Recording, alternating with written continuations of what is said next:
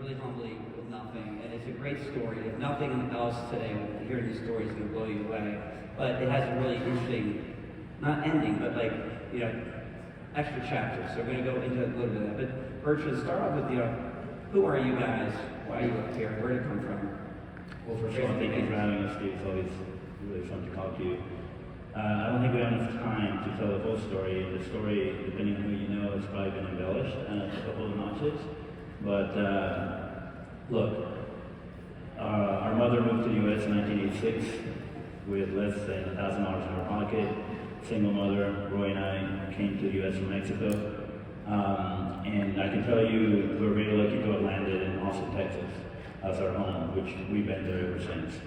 Austin's an incredible place, if many of you know it, and became even more popular during the pandemic. But it's a really incredible place to build a company. And we did that in 1999. You have to realize the setting back then was that of a dot-com red hot era. This is pre the terms unicorn. I think Fintech hadn't even been coined. Nope. And so we're dating ourselves with some of that background, but it's an American story of entrepreneurship. Who would have thought that two Mexican immigrants would have rattled the cages of the financial system? But this is the next chapter. I would say this is halftime. We're very, very proud and very, very lucky to be doing what we're doing. And when it comes to the story of Netspend's birth, you have to realize that one of the pillars of success for us is that we started out by solving a real problem, which I see a lot of entrepreneurs these days solving problems. I'm not sure how real they are, but for us it was back in the dot-com era. How are people going to put their $20 bill through the computer? Hence the term Netspend, internet spending. We set out to enable e-commerce back at a time when e-commerce was skyrocketing. And so for us, that really took us into, we didn't know it at the time, but pioneering an entire industry by developing a new product, which is now very commonly known as the prepaid debit card at retail. We essentially pioneered an entire industry. And for us, that product evolution became very important because what started out as a journey of how are we going to place prepaid cards at retail and make it convenient for the underserved consumers to essentially bank easier and on their terms. For us, it transitioned very quickly into a venture of being a payments processing company, dealing with the likes of Visa, MasterCard, the networks, etc. And so that, at the time, 23 years old and 27, there wasn't a blueprint for how to build your own processing platform from scratch. Not knowing what we didn't know, we ended up doing so, and we were very fortunate to have done that because those of you that are in the industry know that he who controls their own tech has a lot more flexibility, especially in product development. So for us, it really, that payment processing evolution very quickly transitioned into something even more powerful for us individually as entrepreneurs. We became very passionate about the fact that we were in the financial empowerment business. It wasn't about selling prepaid cards. It wasn't about routing transactions. It really became about helping people in a very meaningful way. And people that need it the most. You're talking about people that are paycheck to paycheck, $200, $500 away from a financial crisis. So that continues to be the case even today. So when I say it's halftime, I'm really excited about our return back to the company at scale because impacting many people's lives. You guys raised a bunch of rounds of capital, ended up going public, right? Those SPACs back in the day, really, right? Actually, we only raised $11 million total. Good point. And by the time we got to Costa Rica, we still had almost $4 million of the original $11 million. So talk about that. Amazing. The journey has been riddled with a bunch of important turns and dots connected. I think the fact that Capital One at the time, this must have been back in 2007, was very interested in acquiring the company. 2008, everybody remembers what went down then. The transaction did not complete, which is fine because we ended up going public to almost double the enterprise value in 2010. Because of the transaction with Capital One, and Roy can speak for himself, but we felt that we were already almost like transitioning to what's next. And for us, looking at the global opportunity of the underserved markets and how many more people need to have access to these types of products, it just became clear, almost part of our mission to continue that financial empowerment trajectory. And we went on to start Rev Worldwide, which ended up basically developing innovative solutions around the world. I think at one point we peaked at 12 countries where we had launched products. But I think Roy can tell you.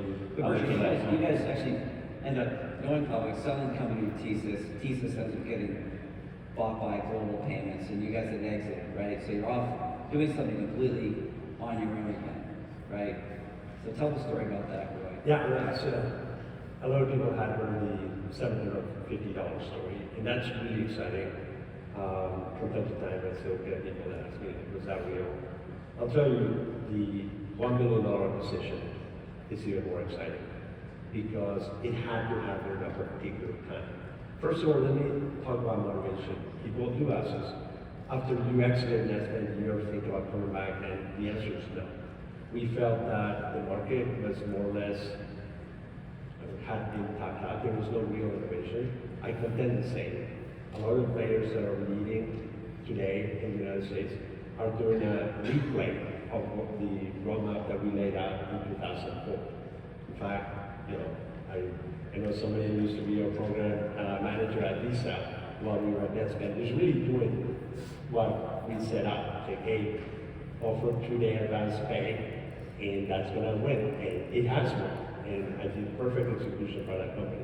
But no, we didn't have that motivation. For us, really what happened was we were actually on the verge of raising money for Rev, for expansion internationally. And we saw this announcement by Global Payments that really kind of spelled out, we need to divest ourselves of this company. Nothing wrong with the company other than it is not in a B2B segment. And we really don't want to be playing in the CFPB 50 money transfer license exams a year. And when we looked at it, I had previously, having kept up with the company, understood that given the scale, by the way, just so you guys get scale, Netspend is about to cross $1 trillion in transaction volume. $1 trillion. Has KYC over 200 million individuals, and has a salary history of tens of millions of Americans. And so I ran the math and felt like 1.5 billion, that can't be. And so they would say like, well, you're going to raise $250 million for a Series C for Rev, or let's just go big. But just like when we first started, we didn't know what we didn't know. But I'll tell you one thing that I now know is that you can't make those trades without partnerships. And I'll tell you, like for us, the partnership with Searchlight, which again, we run a process and we talk to just about every single PE firm and growth stage company, and it was magical. And I'll tell you what, without them, there's no way we could pull it off. Even if with the cash, had we showed up with $1.5 million in cash, I don't think we would have been able to close it. And in the end, we ended up not only beating over 80 different bidders, which include public credit companies, some of the biggest firms in the world, but we actually ended up getting a company for less than $1 billion, right around $1 billion. No, my favorite part of the story is that you got Global Payments to finance the business. So you guys, I'm not going to spend too much time on that. I would just say that it's a mutually beneficial transaction. Now, what's important about this is that everybody's happy. The customers are happy. I got a chance to call all the partners, distributors, and out of the top 20, 16 were agreements that I had signed before leaving, and it was an incredible homecoming for us. Well, look, going from motivation to execution, you can't do it without your partners. But then you come in and you sort of say, okay, what is the strategic what are we trying to do here? What is the thesis? Because again, nostalgia is not it's not a reason to do these things. Number one, we felt that we could increase the path. Radness had international licenses and the ability, international clients. So we said one day we can turn Netspend to a global company. Number two, we can expand the product suite. So we can go from just traditional payments to expand into commerce media, rewards, loyalty points, and then we can add advanced financial services, multi-currency, foreign exchange, credit, insurance. So immediately that changes the game. The other piece is that we also brought back a culture transformation. And I would argue, just like if you come into Mexican immigrants without the professional academic background, can do what we did at Netspend, they come back and what happens when you have 25 years of history, lessons learned, the intellectual capital, the professional network, and really still the humility to say like, we don't know what we don't know, but I like our chances about what we can do to lead the space. Global Payments is a fine company that we are extremely grateful and how they, plus our systems, nurture and get this company. Over the last 25 years, since we took the company to positive cash flow, the company's there's not a single year where we lost money. Not in the financial crisis, not in the dot-com burst, nuclear winter, not during the recessions, not during the COVID pandemic, like never once. And so you can't say that the company was mismanaged. It was literally, it was not led. What was the most surprising thing about coming back in your arms after all these years? And what did you see that was different? Well, it's what did you good and bad. I mean, like the amazing part is that the company, because it really was an incredible cash cow, it never was like if you have a company that gives you $100 million a year, like you just like leave it alone, right? Don't mess with it. But at the same time, because you don't mess with it, all of a sudden you forfeit the innovations and push it into digital transformation. At the same time, you're not really going out there and proactively push the envelope on what new products and services we can deliver. Again, just manage it, but don't lead it. And I think it would be very complicated for B2B companies like Global Systems and Global to all of a sudden, like, what happens if one of the fastest growing segments is this consumer segment? Then it gets a bit awkward. So now we have the opportunity that we're out of the Russian nesting dolls, and it can now really go out and become what it can. I'm super excited because literally in the first 6 months we completed our transformation integration phase. We're now in what we call the hyper-growth phase. And when you take a company that used to grow at low single digits to now we're going to grow at 25% in the first year. Stop on that. How did you do this? This has been around for 25 years. Done very well. You're going to take from single digit to 25% growth in 1 year. Yeah. Number one, well, we got new time expansion, product alignment, and purpose driven.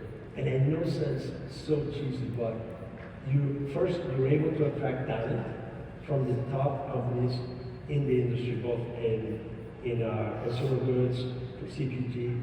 If you think about the talent that we attracted in the early stage when it was just two guys that didn't know anything, to now with a proven track record, with a company that doesn't need to fundraise, with a company that is profitable, that a company that has the largest retail distribution network.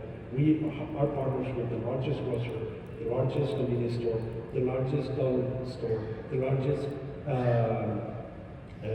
check cashing store, the Spanish Post, and growing. So it's like, and then at the same time for Visa, MasterCard, Discover, we're strategic partners for friends at Pathward, Republic, Texas Growth Fund, Adi, and all the banks around the world. We're strategic bank, Itaú, Etihad Airways. And so this is now, it's personal, it's about legacy.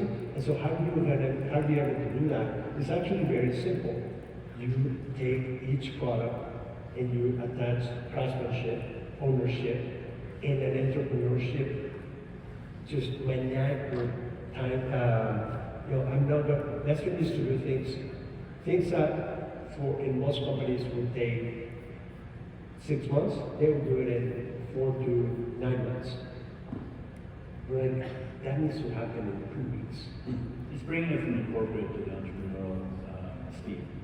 And you can only do that by having that mindset of an entrepreneur, and that being management that is 3 layers below a corporate structure.